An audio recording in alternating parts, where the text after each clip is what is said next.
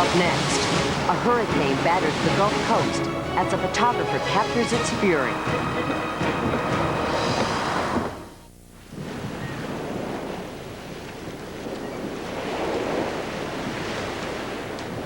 Weather is what attracts people to America's crowded Gulf of Mexico coastline. But from July to October, the weather can get dangerous. It's hurricane season, a time when some people take foolish risks. If people haven't seen what an impact is, it's difficult for them to relate to it. Billy Wagner's hardest job as a director of emergency management in Florida is getting people to evacuate as a hurricane approaches. If they don't, they could wind up dead. You can keep preaching to people that they're going to experience some type of storm surge or some type of wind effects without experiencing it themselves. The only way you can convey that is through video. So Wagner has teamed up with experienced hurricane chaser and cameraman Richard Horodner. Hurricane chasing is an extremely risky business.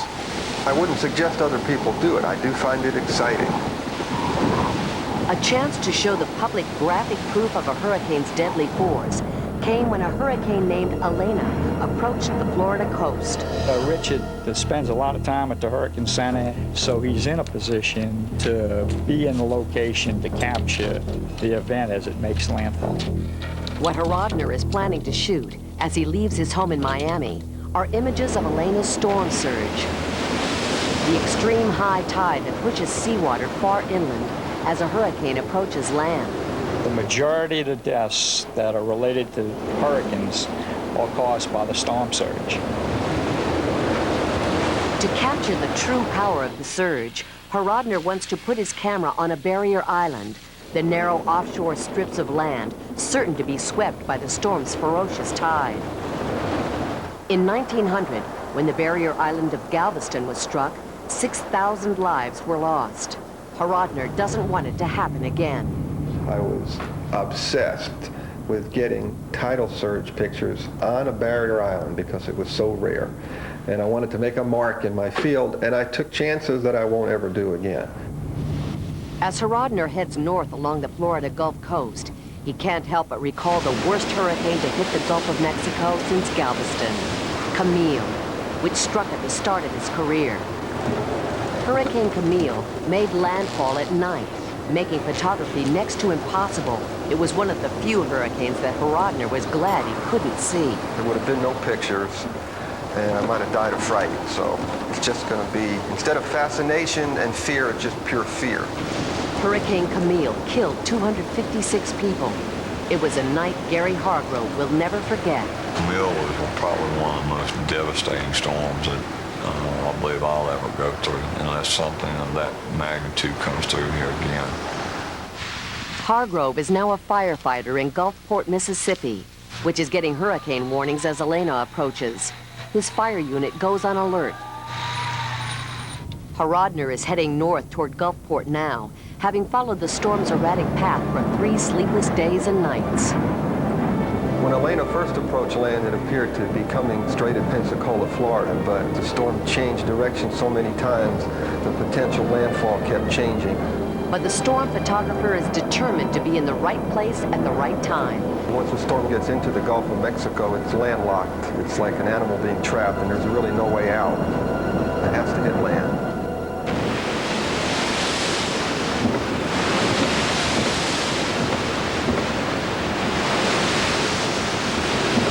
Horodner chases Elena as it swirls into Cedar Key, Florida. But the storm surge beats him to the narrow causeway, which is the only way onto the island. Arriving at Cedar Key as the storm was stalling 80 miles off the coast, it was sending about a 4-foot tidal surge across the causeway. The bridges were impassable at the time.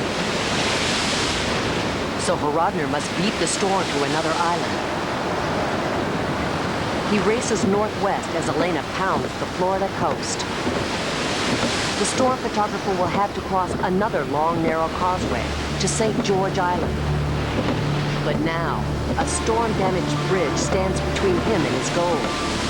The approaches to the bridges had been demolished by the surge, so all that was left was the yellow line down the middle.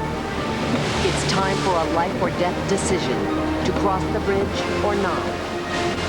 If Rodner gambles wrong, he'll be washed out to sea. When we come back, the hurricane photographer casts his fate to the winds.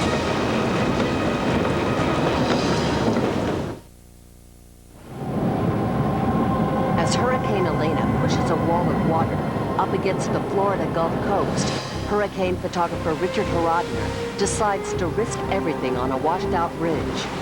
It's the only obstacle between him and rare footage of a hurricane overtaking a barrier island. If I was in any normal state of mind, I would have stayed where I was, but I was obsessed to getting the rest of the hurricane as it came inland.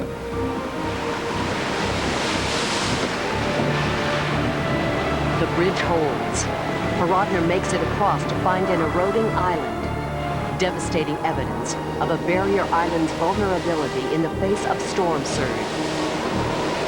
Finally, the road disappears into the rising ocean. He can go no further. Horodner must now get off the island before the bridge is washed away.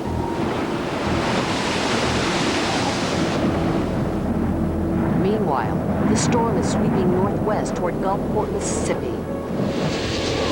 Although residents have been told to evacuate, not everyone is heeded the warning. So emergency personnel like Gary Hargrove is prepared to go face-to-face with Elena. We knew that we were going to be getting the brunt of the storm.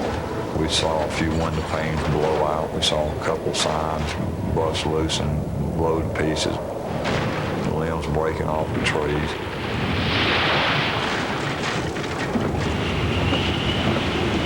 Back on the mainland, Horodner races the storm to Gulfport, where Elena is about to strike land.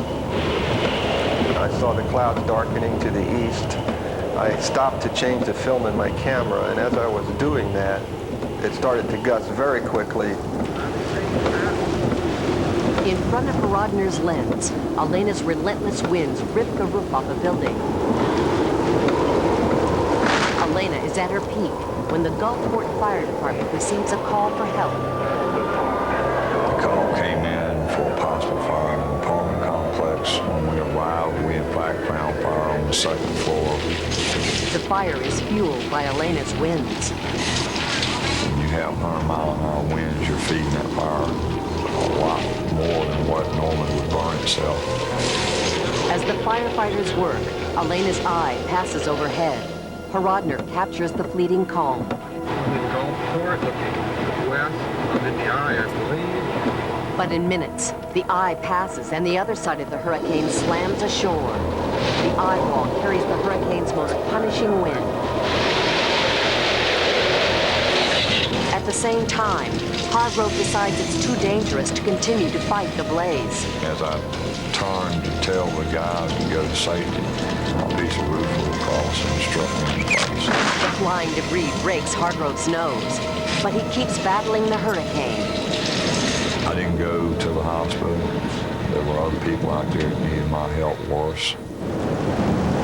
Elena's winds peak at 120 miles per hour before the storm finally dissipates over land. And Richard Horodner heads home with landmark pictures of a storm surge to be used by emergency managers to help save people's lives. He had some vivid pictures of the impact. The water actually rising and the crashing waves of boats getting torn up. These videos have really made an impact on all of our population along the coastline. 4 people died in Hurricane Elena, which caused $1 billion worth of damage. But officials believe that pictures of the storm have helped underscore to the public the dangers of ignoring hurricane warnings. If the order to evacuate is given, folks, you need to heed that warning and get out of the way. No storm is worth losing on life. No storm.